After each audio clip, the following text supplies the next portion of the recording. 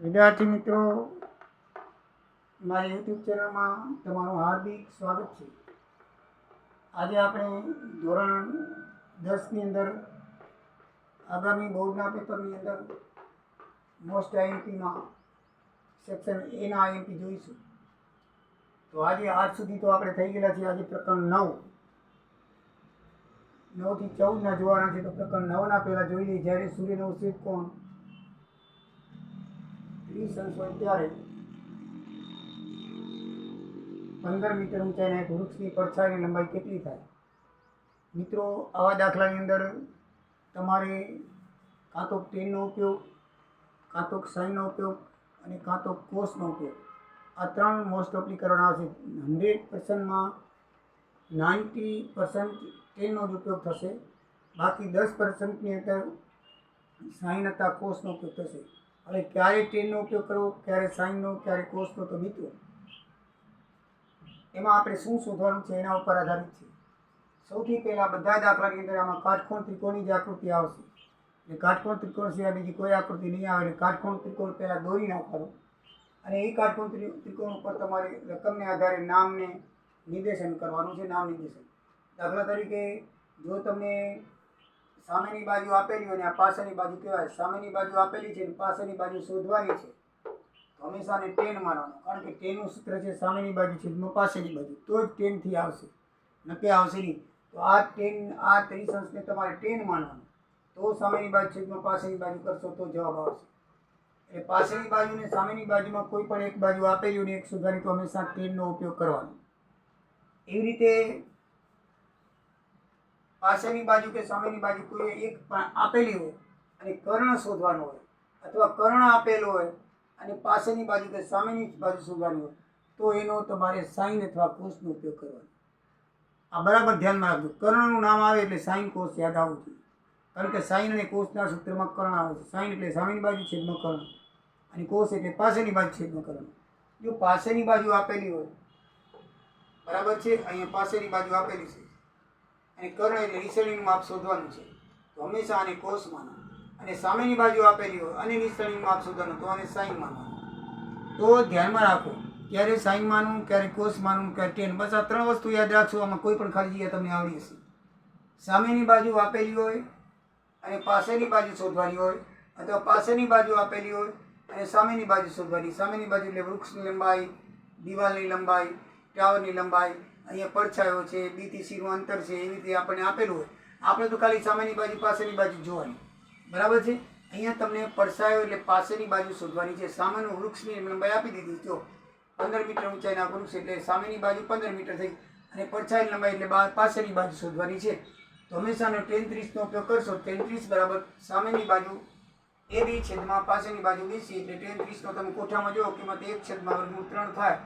એબીની કિંમત 15 છે અને બીસી શોધવાનું છે. બીસી બરાબર ચોકડી ગુણાકાર કે આમ કરીએ તો √3 ઉપર આવી જાય. તો બીસી બરાબર 15/3 જવાબ આવે. કેટલો જવાબ આવે? 15/3. એવી રીતે અહીંયા તમને પાછળની બાજુ આપી છે અને સામેની બાજુ શોધવાની છે, તો પણ ટેનનો ઉપયોગ થશે. પાછળની બાજુ આપેલી હોય કે સામેની બાજુ આપેલી અને કોઈ પણ એક શોધવાની હોય, તો ટેનનો ઉપયોગ. ટેનનો ઉપયોગ શા માટે? કારણ કે ટેનનું સૂત્ર છે સામેની બાજુ છેદમાં પાછળની બાજુ, એટલે બરાબર છે. તો અહીંયા તમારે સામેની બાજુ શોધવાની છે. તો 10-45 અને આપણે 10 માનશું. 10-45 બરાબર એ બી છેદમાં બીસી. એ બી છેદમાં બીસી લખ્યું છે. એક ટાવરના તળિયાથી 80 મીટર દૂર. આ ટાવરનો તળિયો એટલે બી, એનાથી 80 મીટર દૂર એટલે સી, બરાબર છે. એટલે બીસીનું અંતર 80 મીટર થાય. દૂર આવેલા જમીન પરના એક બિંદુથી એટલે સી બિંદુથી. જમીન પરનું એક બિંદુ એટલે કયું બિંદુ? સી બિંદુ પરથી કીધું છે. તો સી બિંદુ પરથી જોવામાં આવે છે તો ટાવરની ટોચનો ક્ષેત્રફળ 45 થાય છે. કેટલો થાય છે? 45. તો ટાવરની ઊંચાઈ શોધો, એટલે સામેની બાજુ શોધો.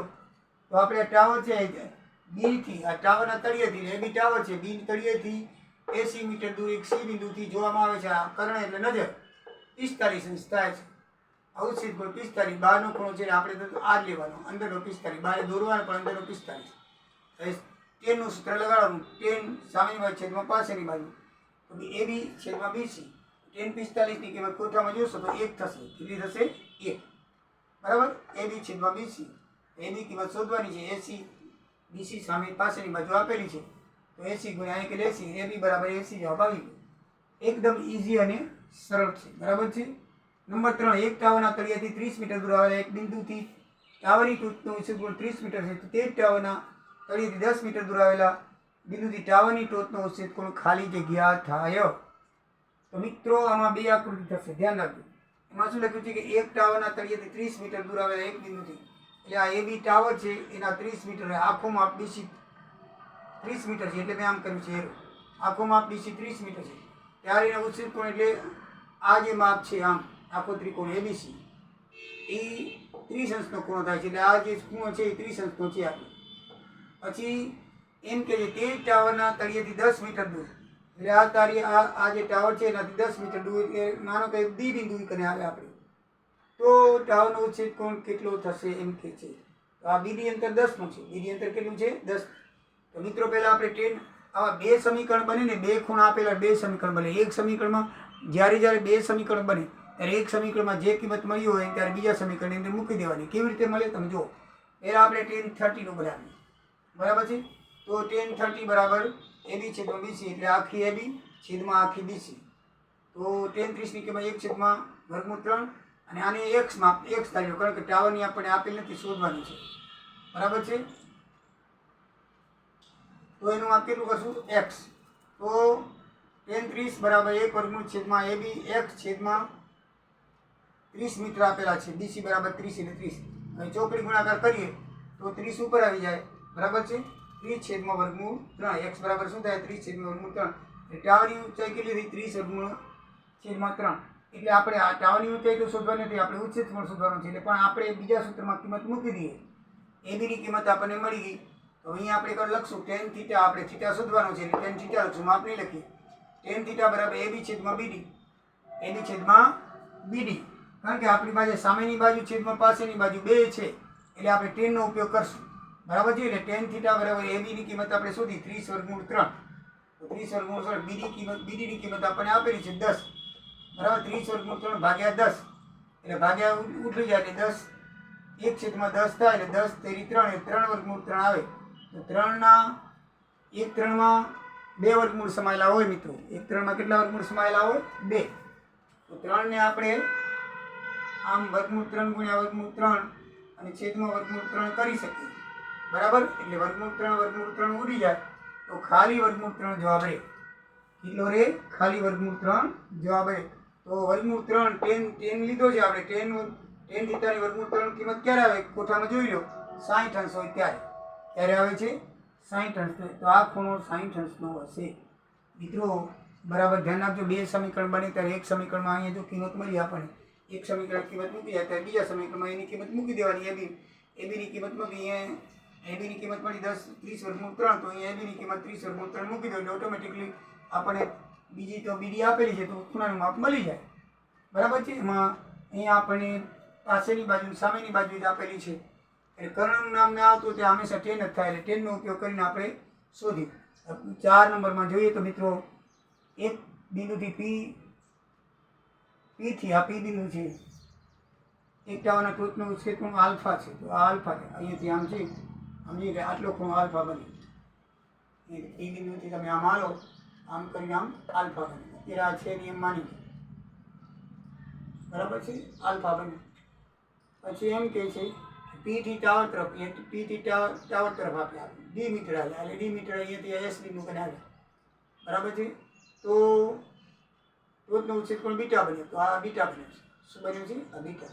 અહીંથી આપણે માપ લઈએ તો મિત્રો અહીંથી તમે માપ લો, P થી ટાવર તરફ હાલો એટલે આ બાજુ હાલો અહીંયા, એટલે S બિંદુ પર આવે તો આ જે ખૂણો બને છે એ બીટા બને છે. કેટલો બને છે?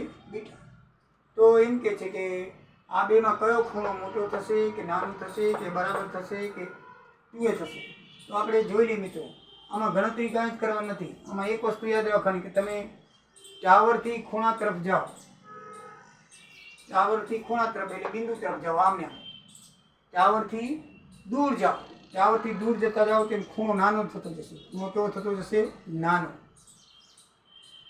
અને ટાવરની પાસે જતા જાઓ, બિંદુથી ટાવરની સામે જાઓ ચાલી, તો ખૂણો મોટો થતો જશે. ખૂણો છેવટે સીધો 90 અંશનો બની જશે.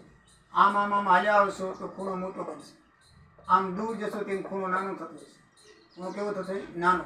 એના ઉપર તમારે યાદ રાખવાનું છે. હવે આપણે આલ્ફા અને બીટાનું સ્થાન નક્કી કરી લીધું.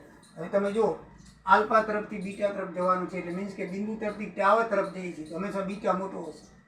કેવો હશે? બીટા મોટો હશે. તો મિત્રો પહેલું ઓપ્શન આવે એ ગ્રેટર ધેન બીટા. બરાબર? બીટા એ છે એ બીટાથી કેવો થશે? નાનો. બીટાથી કેવો થશે? નાનો. બરાબર છે? એટલે બીટા મોટો થશે. તો જવાબ આવશે એ લેસ ધેન બીટા, એટલે બીટા કરતાં નાનો થશે. યાદ રાખો, જમીન પરના બિંદુથી જેમ જેમ ટાવર તરફ જઈએ તેમ તેમ ઉચ્છેદ ખૂણાનું માપ વધુ જશે. અને થાંભલાથી જશો તો, થાંભલાથી દૂર જશો તો, દૂર જશો, થાંભલાની દૂર જશો તો ઘટતું જશે. કેવું થશે? ઘટતું જશે. અહીં ટાવર તરફ જવાનું છે, જેથી ખૂણો બીટા ખૂણા એ કરતાં મોટો હશે. તો જવાબ એ ખૂણો મોટો છે, એ ખૂણો નાનો છે બીથી. બરાબર છે? એટલે બી બાજુ ડાકું આવશે, એટલે બી less than B greater than એ. બરાબર છે?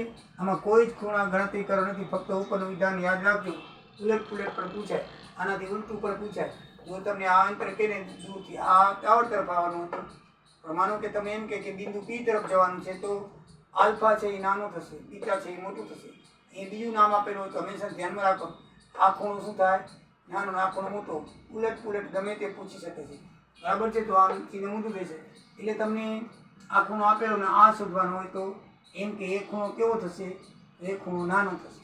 ખૂણો કેવો થશે? નાનો. એટલે કહેવાનો મતલબ એ છે કે ઉલટ પુલટ ગમે તે પૂછે, તમારે યાદ કેમ રાખવાનું કે થાંભલાથી દૂર જાઓ તો ખૂણો નાનો, અને થાંભલાની સામે જાઓ તો ખૂણો મોટો. જો આમ આમ આવતા હોય તો ખૂણો મોટો થઈ છે તે 90 અંશનો થઈ જશે. એટલે કેટલા અંશનો થઈ જશે? 90 અંશનો. એટલે આમાં તમારે ગણતરી નથી કરવાની, પણ તમે ટાવર તરફ જાઓ છો, આપણે યાદ કેમ છે? આ છે કે જો નાનો 90 અંશનો મોટા મોટો બની જાય. આ ખૂણો 90 અંશનો થઈ ગયો. અહીંયાથી થાંભલાને તમે આવો એટલે 90 અંશના થઈ જાઓ, સીધા તમે ઊભા રહી જાઓ 90 અંશને ખૂણે. એટલે કે તમે ટાવર તરફ જાઓ ત્યારે હંમેશા 90 અંશનો ખૂણો એટલે મોટો થશે. ખૂણો મોટો થતો જાય. અને ટાવરથી દૂર જાઓ ખૂણો નાનો થતો જાય. બરાબર છે? પાંચમું, જમીન પર એક ટાવર શિરોની સ્થિતિમાં છે, તેના પરથી 15 મીટર દૂર રહેલા જમીન પરના એક બિંદુથી ટાવરની ટોચના ઉચ્ચેદ ખૂણો માપ 60 અંશ છે. ટાવરની ઊંચાઈ શોધો. તો આપણને પાસેની બાજુ આપેલી છે, સામેની બાજુ શોધવાની છે. ટેનનો ઉપયોગ કરો. ઇઝી.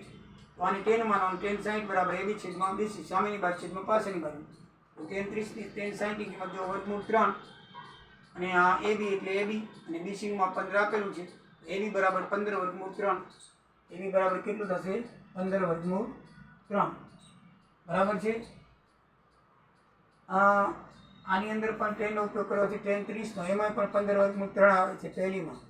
અને આમાં 60નો ઉપયોગ કર્યો છે, એમાં પણ 15 વર્ગમૂળ 3 આવે છે. આ બંને દાખલા એક જેવા છે, પણ આમાં 30 અંશ છે ને આમાં 60 અંશ છે. ફરક એટલો જ છે, બીજો કોઈ નથી.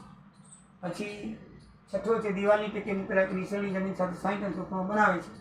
જો નિસરણીનો નીચેનો છેડો દિવાલથી 8 મીટર દૂર હોય તો નિસરણીની લંબાઈ શોધો. મિત્રો આ ધ્યાન રાખજો, કર્ણની લંબાઈ શોધવાની છે. કોની લંબાઈ શોધવાની છે? કર્ણની. તો હવે આપણે એને નીચેનો છેડો એટલે આ છેડો કહેવાય સી. આ જમીનથી બિંદુથી એટલે 8 મીટર દૂર છે, આ દિવાલ છે. એટલે આ 8 મીટર આવે, આ ના આવે. ધ્યાન રાખો, નીચેનો છેડો, ઉપરનો નથી કીધું. નીચેનો છેડો એટલે સી, જમીનથી એટલે આ દિવાલથી, એટલે દિવાલ આ છે, એ બી દિવાલ છે. 8 મીટર દૂર છે એટલે આ 8 મીટર આવે. એટલે આપણને પાસેની બાજુ આપેલી છે અને કર્ણ શોધવાનું છે. તો પાસેની બાજુ છેદમાં કર્ણ એટલે કોષ કહેવાય, તો આને હંમેશા કોષ માનવાનું. જો સામેની બાજુ આપીએ દિવાલ તો આપણે એને સાઈન માનો. સામેની બાજુ છેદમાં કર્ણ તો સાઈન થાય. એટલે યાદ રાખજો, સામેની બાજુ આપેલી હોય કર્ણ શોધવાનો તો આને સાઈન માનવાનો, અને પાસેની બાજુ આપેલી હોય કર્ણ શોધવાનો હોય તો આને કોષ માનવાનો. કારણ કે કોષનું સૂત્ર છે પાસેની બાજુ છેદમાં કર્ણ. તો પાસેની બાજુ કોષ 60 બરાબર પાસેની બાજુ 8 છે, છેદમાં કર્ણ એટલે 80. તો કોષ 60 ની કિંમત કોઠામાં જોઈએ તો 1/3 આવે. 8 કિંમત છે પાસેની બાજુની, 8 મીટર એટલે, અને 80 ચોકડી ગુણાકાર કરીએ તો 80 બરાબર 2 × 8 16 જવાબ આવે. 80 બરાબર 16 મીટર તમારો જવાબ મિત્રો આવ્યો. એટલે આવા દાખલાઓમાં તમે કોઈ પણ જવાબ આવે આમાં ક્યાંય પણ તમને ગણતરીમાં અટકજો નહીં મિત્રો. કોસ સાઇન ટેનનો ઉપયોગ થાય છે, એ મેં તમને કેવી રીતે થાય એ સમજાવી દીધું હશે, સમજાવી દીધું છે એટલે હવે તમને ખબર પડી ગઈ હશે. તો મિત્રો આવજો. જય દ્વારિકાધીશ, જય સિયારામ. હજી 14 સુધીની મારે લેવાની છે. નેક્સ્ટ વિડીયોમાં 2 પ્રકારની ભેગી લઈ લઈશ. બરાબર છે? એટલે તમને પરીક્ષા પહેલાં 28 તારીખે તમારી પરીક્ષા શરૂ થાય છે, એનાથી પહેલાં હું તમને બધી ખાલી જગ્યાઓ કરાવી દઈશ. મારા વિડીયો જોતા રહેજો. જય સિયારામ, જય દ્વારકાધીશ.